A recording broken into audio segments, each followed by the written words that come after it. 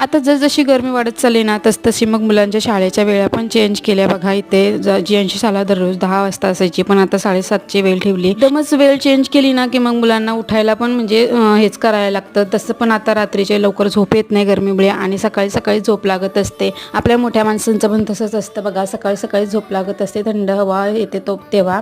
तर बघा मग कसं तरी त्याला उठून मी आता ही वेळ होती 7:15ची, कसं तरी उठून केलेलं तयार. मी त्याला आंघोळी वगैरे बॅग वगैरे भरून घेतली आणि सकाळी आंघोळ झाल्यानंतर मी त्याला रोज देवाचं दर्शन घ्यायला सांगते. ते झाल्यानंतर मग त्याच्या तिळा वगैरे लावून घेतला आणि दररोज नेहमीप्रमाणे असं त्याला लेटच खायला देत असते ना, म्हणजे लेट उठत असते त्याच्यामुळे. तर आता त्याला इतक्या लवकर काही खायची पण इच्छा नव्हती, तरी पण मी त्याला जबरदस्तीने कसं तरी दूध बटर भरवलेलं आणि मग गेलेली त्याला शाळेत घेऊन. तर असं होतं माझं सकाळचं घाई गडबडीचं रुटीन. आणि तुमच्याकडे पण शाळेच्या वेळा चेंज झाल्यात का मला कमेंट करून नक्कीच कळवा. चला तर मग व्हिडिओ इथेच एंड करते. भेटू पुन्हा एकदा पुढच्या नवीन व्हिडिओमध्ये. Bye bye.